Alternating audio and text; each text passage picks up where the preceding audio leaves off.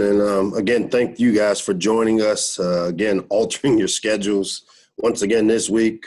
But we felt it was extremely important for us from our end with tomorrow being election day and with what our players and their platforms want to do in terms of making an impact and helping with the polls tomorrow. We're giving them tomorrow off. So we changed our schedule, practice yesterday. We'll get one in the day, and then tomorrow will be their day off to exercise their right to vote, which is a big deal, like I said, for us, something that we've talked a lot about as a program and tried to educate our guys about.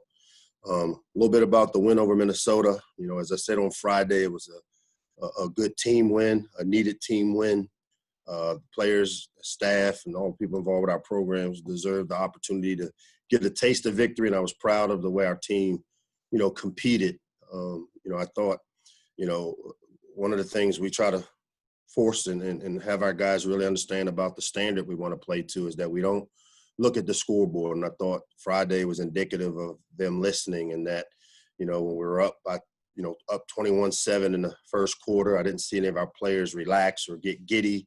And when we were down 17 in the fourth quarter, I never saw us panic and just saw us keep playing the next play, which is the type of team that we strive to be. Obviously, we need to have that consistently out of our guys, and that's what we're shooting for. Obviously, defensively, some things we still got to get corrected. When you show that you can't hit the curveball, you guarantee you're going to keep seeing the curveball. And in the run game, the last 2 weeks have been we haven't been really good against stopping the run, and it's something we've got to get corrected and get corrected fast with a good Penn State team coming in. I do think our defense was opportunistic and did a great job in the fourth quarter with 3 stops on third down, getting the offense to back the ball. In a 4-minute situation, a big stop, as well as a 2-minute situation, a big stop. So we enjoyed the win, and we moved pretty quickly on to Penn State yesterday. Again, with the change of our schedule, didn't allow us a lot of time to necessarily look backwards, because as we talk about, it's all about the next game and wiping the slate clean, which we've done. Penn State, it's our first Big Ten East game. Obviously, when you play your divisional games, and we're in one of the toughest divisions in college football.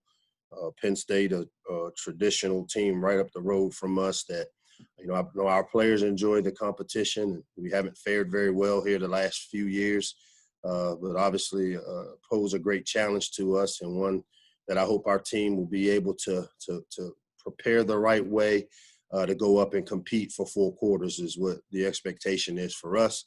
We got a lot of respect for Penn State and their program. I know they've had a couple of tough games here the last couple of weeks, but I know that they're a well-coached team, and we expect that we'll get their best, especially there at home. Before I take questions, our captains for this week leading us as we do our weekly captains will be Brian Cobb on offense, Spencer Anderson as well on offense, and then Taj Capehart on defense and special teams will be our captains for this week. And I guess with that, I'll open it up to you guys for any questions you may have. Thank you, Coach. We'll start with Emily. Hi, Mike. A little bit of two-parter here. First, is Shaq Smith okay? I don't think I saw him on the depth chart. And what do you need to see defensively just to help get off the field on third down? Yeah, Shaq was a late scratch for us on Friday, and he still remains a scratch for us. And again, because of some of our health laws and rules here on campus, we'll just say that he's a scratch for medical reasons, and we're hoping to get him back here as soon as he's able to get back. As far as what are the expectations to help or I want to see out of our defense to get off the field on third down, I think, as I said in my opening statement, how we played in the fourth quarter of the Minnesota game. I thought there was an intensity there. Obviously, with some of the success we had in the fourth quarter, it created a little momentum, and the energy level was where it needs to be. We still have way too many misalignments, especially when you look at the defensive end, outside linebacker position where, not having guys like Chami and Bola Tapelli and then losing Shaq as a late scratch. When you have clusters of injuries like those, we were forced to play some players in there that, from an assignment standpoint, probably weren't where we need them to be. And so our goal as coaches is to make sure, and I've said this from day one, that every player from 1 to 110 has to be prepared to go out and execute the game plans, because the way things have been, you never know who's going to be a late scratch based off of medical reasons and things of that nature. So we just got to get our alignment back to where we need them to be, making sure that our fits are proper. And again, get back to kind of what we did there in the fourth quarter, where we were able to get off the field 3 for 3 in the fourth quarter when we needed those stops. So again, we're able to give visual evidence as to what it takes and what it should look like. And now we want to build on that, hopefully. And just one quick one about Joseph Petrino. From making that long one, how much does that help him confidence-wise? And then just for you guys as a staff, knowing that that's an option for you guys to get some points. Yeah, we've always had confidence in Joe. He missed the early 51-yarder there right before the half that hit the upright. What we saw in him going and making that kick, there was not one hesitation in putting him out there, because we've seen him do it in practice, and he's shown us that he's capable of making those type of kicks. So I'm glad that he was able to connect on the big one there to get us within a touchdown in the fourth quarter. And I think that really hopefully will help, continue to build his confidence, which we have the utmost confidence in him. But there's definitely a boost there when, I saw him celebrate and get really excited about making it. And I thought the earlier 51-yarder he was very capable of making that one as well. So it was good for him and good for us. Go to Scott Abraham. Hey, Coach Locke, Scott Abraham, ABC7. Good to see you. Obviously, this was a big weekend for the Tagovailoa family. Obviously, with Talia getting his first win on Friday night, and then Tua getting his first win on Sunday. What was that like for you? Your perspective. Obviously, you're very close with Tua, and obviously, your young quarterback getting his first win, and kind of a family affair this weekend.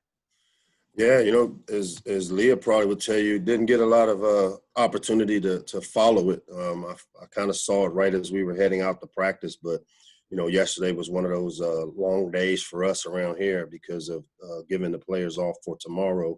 We had to practice on Sunday, which is typically their day off. And for us, again, it was getting the Minnesota game put to bed grade-wise and watching the tape, and then transitioning into our Penn State prep and our scouting report work on them.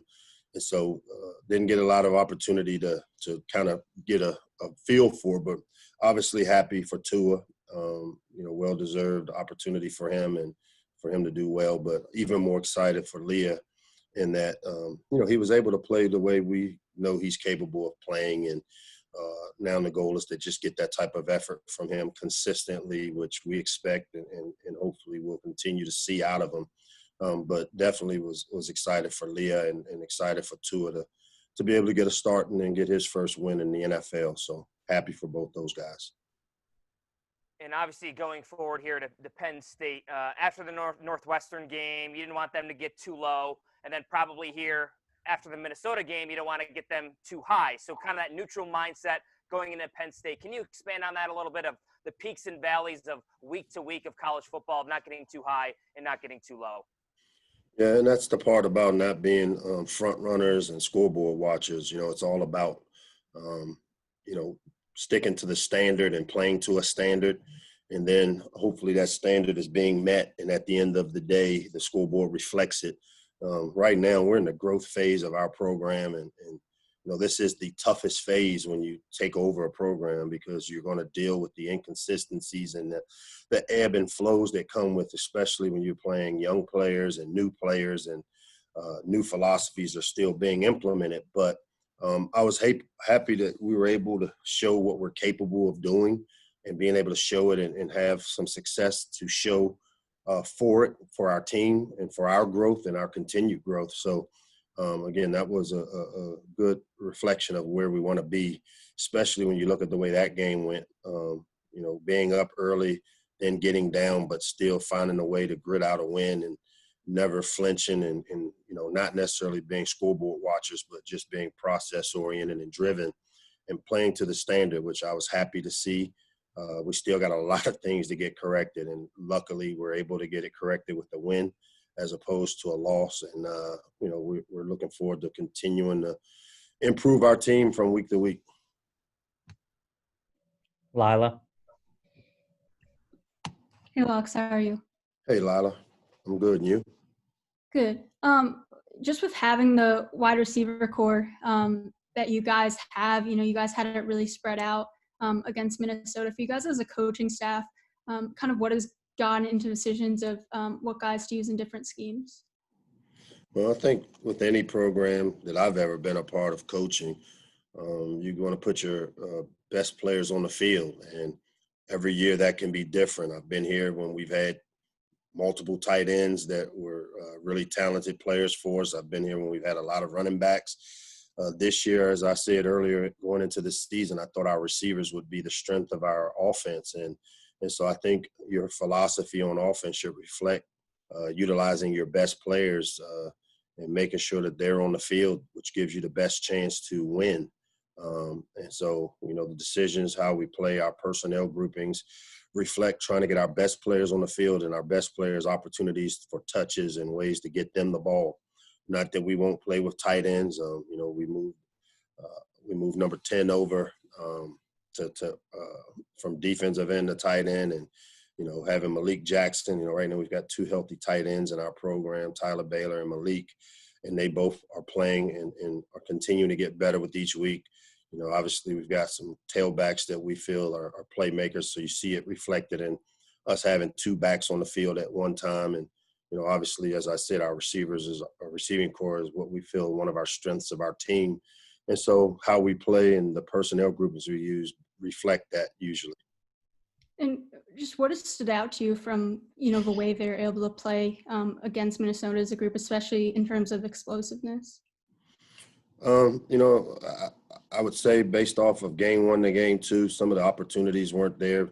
One, we didn't get a lot of opportunities in the first game with the limited amount of plays we had, and a lot due to the turnovers and then Northwestern establishing the run and utilizing quite a bit of the clock. And as I've said before, we're a team on offense that wants to try to get as close to 80 plays as we can possibly get, which then allows us to really be diverse in how we spread the ball around and enabling playmakers to get touches. And I thought against Minnesota, the execution on offense was as good as our execution has been in a very long time. And we were able to distribute the ball to a lot of different guys, and we had a lot of guys step up and make big plays for us. And just those things didn't happen in the Northwestern game.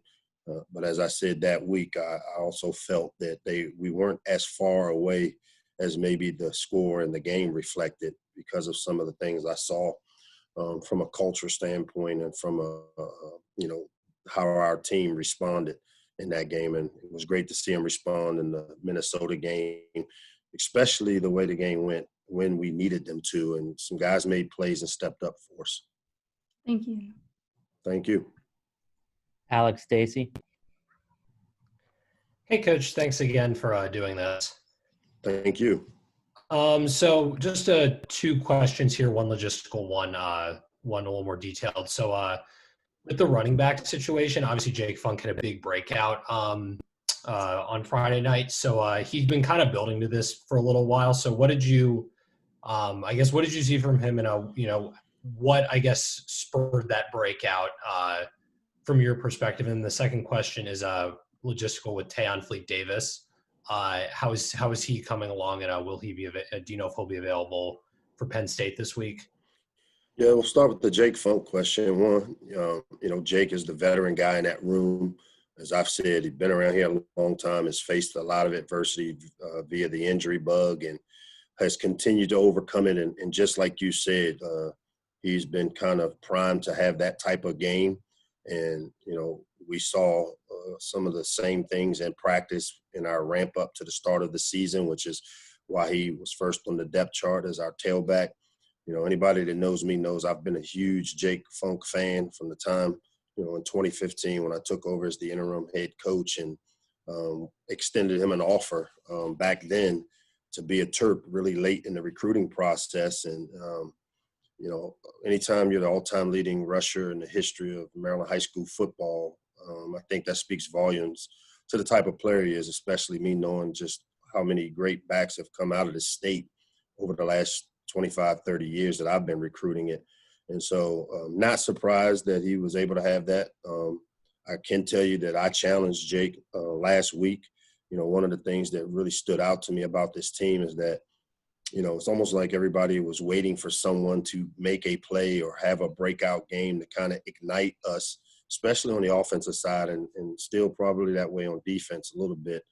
And Jake just happened to be the guy, you know, being a veteran leader. The expectation is our best players got to play big for us in games. And you know, I challenged Jake to step up and come kind of make plays for us. And he came through on Friday night in a big way and looked like the Jake Funk that I remember out of Damascus High School, that was a very productive player, very productive high school player, and has been a very productive player for us during his time here when he was healthy.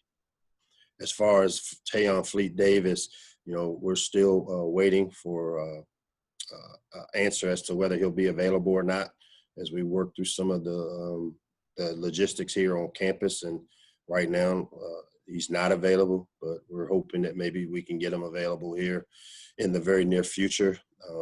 But he continues to be continues to practice with us, has done his role as a leader, helping whether it's been on the scout team, and then even, you know, Friday, you know, we have what's called the War Daddy board here, where guys that exude the type of effort and energy you want to see out of a player in a game-like situation. And if you watched our sideline, whether we were up or down, you know, Tayon just showed tremendous leadership with the sideline and helping keep guys up and really being a leader, even though he wasn't dressed and could not play, but really trying to help the team on the sideline in any way he could. And I was really proud of him, brought him in and told him that yesterday, that was really proud to see the way he's taken on a leadership role as he's worked through his issues.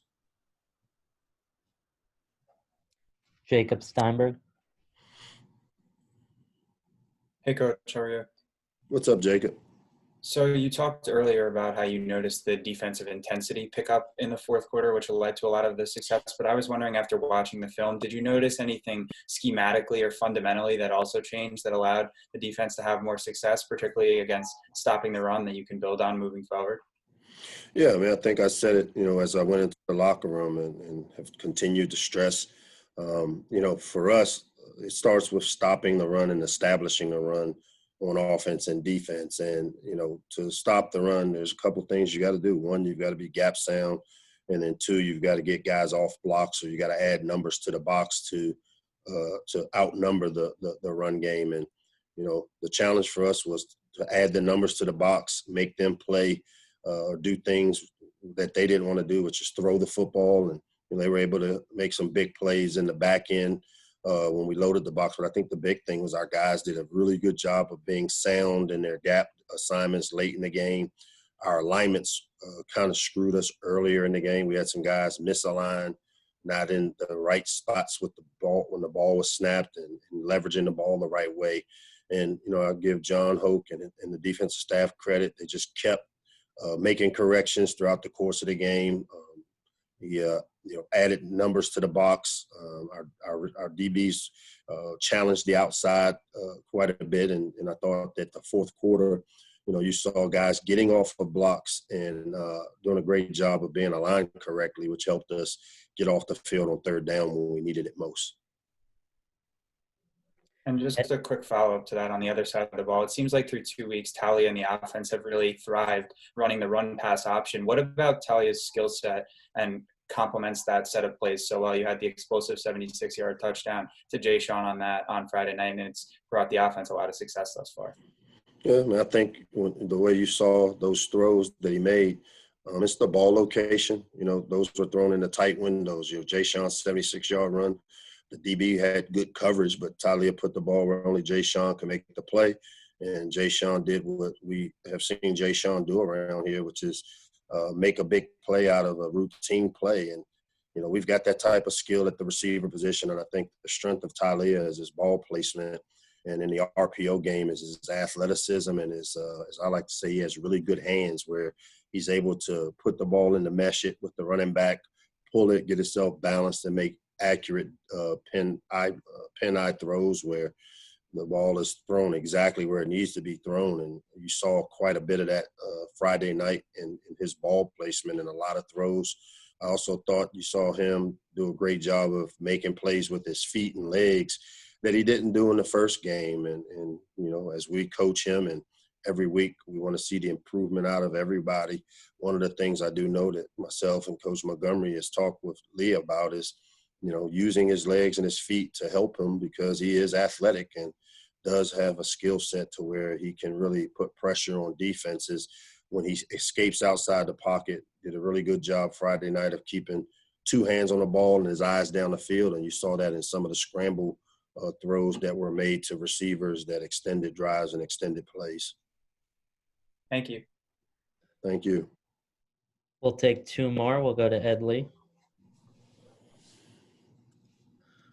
Mike, going back to Joseph Petrino, I believe he only took 5 field goal attempts last year, made 2 of them. Was there some reason why he didn't get as many opportunities last year? Yeah, we didn't get in the red zone quite a bit. You know, last year, by the end of the year, offensively, we really struggled there down the stretch and did not present enough opportunities for Joseph, which, again, as I said, you know, complementary football is being able to move the ball down and finish with points. You know, last season struggled down the stretch on offense against some really good teams. And this year so far, we've had some opportunities where we moved the ball in position for Joseph to get these opportunities. And, you know, really pleased with the way he's kicking right now. Also, I wanted to ask about towards the end of regulation, was there a reason why you didn't use your final timeout? Yeah, I knew that was coming. Yeah, I mean, one, should have used the final timeout, should have taken a shot in the end zone. I can tell you that, and this is one of the issues I have with being involved in the offensive side of the football during the course of a game. You know, there was some discussion on where the ball was in relation to giving Joe Petrino maybe an opportunity to go out and kick a field goal, but with the ball being at the 44-yard line, it would have been a 61-yard attempt. You know, he had just made a 51.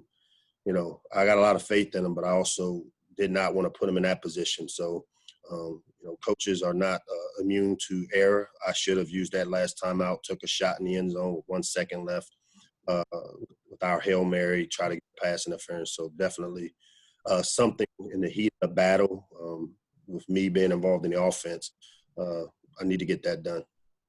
And following up on that, what was your target line or target yards that you were trying to get to so you could set up Joe for a field goal? 35-yard line is his line, and that's usually right at the edge of it. But because he made the 51-yarder with a lot of room to spare, that's what kind of spurred the discussion into whether or not we take that attempt, which we decided obviously not to. Again, I felt like we were playing well on offense, get the ball down, and you know, once we get into overtime, that we'd have a good plan, and we had already started planning some of the overtime thought process there.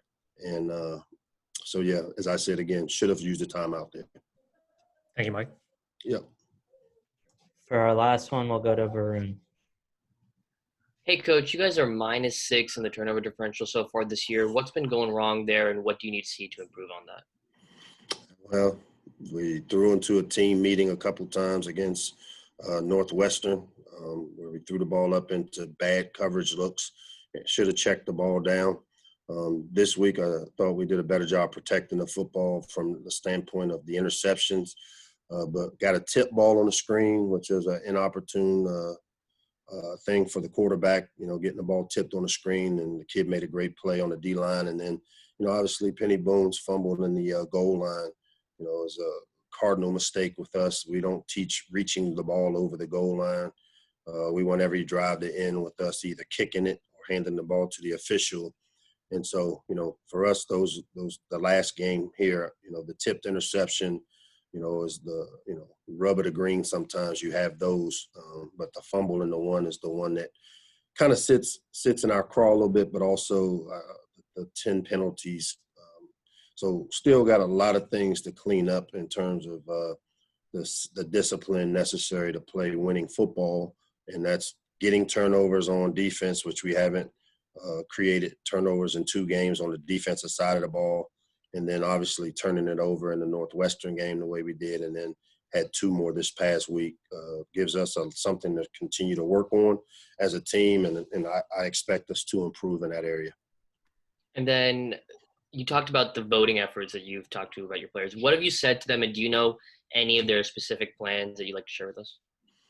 I haven't said much to those guys other than we've done our part to create some programming and educate them on the voting process and how to decide and different things and resources that the Big Ten and others that are out there to help educate them on the voting element and how to vote and what to look for and those types of things.